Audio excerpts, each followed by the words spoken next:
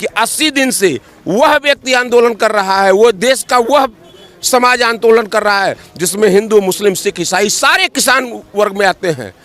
आप अभी भी समय है, चेत जाइए, नहीं तो ये 70% किसान जब देश का अपनी औकात आपको बताएगा ना, तो आप सत्ता लायक नहीं, आपकी जगह कहाँ होगी भगवान जाने। चूँकि किसानों से आपने पंगा लिया है।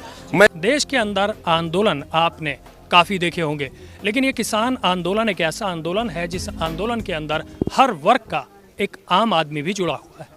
किसान नेता जुड़े हुए हैं। किसान नेताओं का आखिरकार इस आंदोलन को लेकर और लगभग जो यहाँ पर किसान मारे जा रहे हैं उस पर क्या कहना है, हम सीधे लिए चलते हैं। सर, क्या शुभ नाम है? मेरा नाम एडवोकेट शशि उपाध्याय है। मैं पेशे से अधिवक्ता हूं और एक किसान का बेटा हूं, खुद किसानी करता हूं। सबसे बड़ी बात, जितनी भी चीज़ें अगर हम उन्हें पीछे छोड़ दें तो सबसे मुख्य बात यह है कि आप एक किसान के बेटे हैं। किस तरीके से देखते हैं कि आपके पिता के लिए, हमारे देश के लोगों के लिए, आप पेशे से एडवोकेट हैं, आप इन सब चीज़ों को बड़ी बारीकी से समझ पाएंगे, बहुत बारीकी नज़र से भी देखा होगा। क्या लगता है कि जो हमारे देश की जनता, एक आम आदमी है, उसके ऊपर इस आंदोलन का या देश के कानून का क्या असर पड़ने वाला है? मैं सीधे सीधे इस आंदोलन का जो असर आपने पूछा है, तो मैं आंदोलन के असर की बात करता हूं कि आंदोलन का असर तो सीधे सीधे आम जनता पर, और यह आंदोलन भी आम जनता के लिए है। यह आंदोलन सत्ता सुख प्राप्ति के लिए नहीं है, किसी MP MLA बनने के लिए किसान आंदोलन नहीं कर रहा है। यह आंदोलन आम जनमानस को समुचित तरीके से उसका भरण पोषण कैसे हो, एक गरीब व्यक्ति, मजदूर व्यक्ति को उचित तरीके से उसके भोजन की व्यवस्था कैसे हो, ये आंदोलन उसका है। और ये आंदोलन किसान अपने आने वाली पीढ़ियों का कर, मेरे पिताजी का जो रहा, मेरे दादाजी का जो रहा, वो तो बीत चुका है। हमारी आने वाली पीढ़ियां जब हमसे जवाब मांगेंगी कि इस तरीके से इस देश में किसानों के साथ एक सरकार अत्याचार कर रही थी। मैं थोड़ा पीछे जाना चाहूँगा आपको। यही देश है जहाँ पर एक शासिका हुई, उसने इमरजेंसी लागू किया, बड़ा उसका प्रचार होता है। उस इमरजेंसी को आपने देखा होगा, उसमें सबसे ज़्यादा अगर प्रभावित इस देश का कोई हुआ था तो किसान हुआ था। उसका परिणाम भी आपने देखा होगा।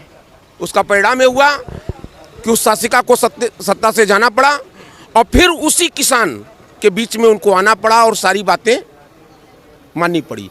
तो मोदी जी को अगर ये भ्रम है या भाजपा की सरकार को ये भ्रम है कि हम किसानों को प्रताड़ित करके, किसानों को डरवा करके, और दूसरी चीज़ एक मैं स्पष्ट रूप से एक बात कह देना चाहता हूँ कि जो सरकारी मुलाजिम होगा, अगर उसका आंदोलन आपने देखा होगा और उसने आंदोलन किया होगा, तो उसमें कहीं फायदा और नुकसान की बात रही होगी।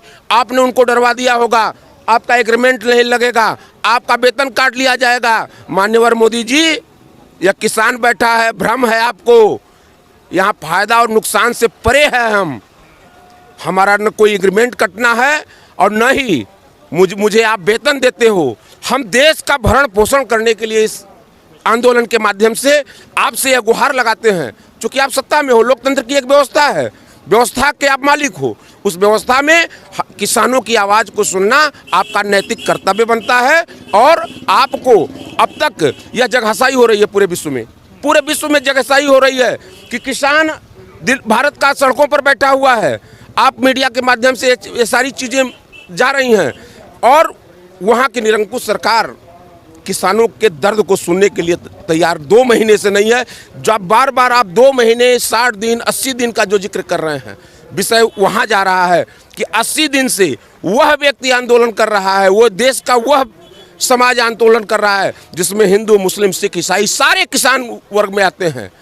आप अभी भी समय है, चेत जाइए, नहीं तो ये 70% किसान जब देश का अपनी औकात आपको बताएगा ना, तो आप सत्ता लायक नहीं, आपकी जगह कहाँ होगी भगवान जाने। चूँकि किसानों से आपने पंगा लिया है, मैं पुनः एक बार निवेदन करना चाहूँगा सरकार से कि वो सरकार किसानों की बात को सुने। हमारी और कोई लड़ाई नहीं है, मुझे सत्ता नहीं चाहिए, मुझे आपकी कुर्सी नहीं चाहिए, हमको एक उचित व्यवस्था चाहिए, उचित मूल्य चाहिए। हमारी लड़ाई बस वही है। जी, बहुत बहुत शुक्रिया। जिस तरीके से हमारे साथ में वकील भी हैं और किसान के बेटे भी, इन्होंने साफ तौर से कहा कि जो मेरा काम है मेरी आने वाली नस्लें मुझसे पूछेंगी कि आपने क्या किया। यानी कि ये एक वकील हैं और इस मामले को बेहतर तरीके से समझते हैं, पैनी नज़र रखते हैं।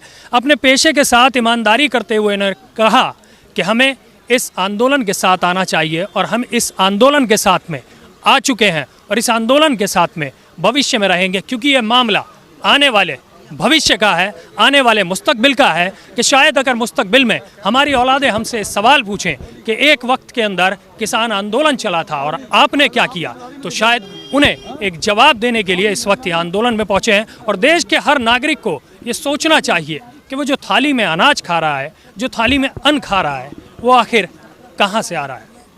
वीडियो जर्नलिस्ट अनस याकूब के साथ मैं आसिफ खान, इस वक्त गाजीपुर NH24 से।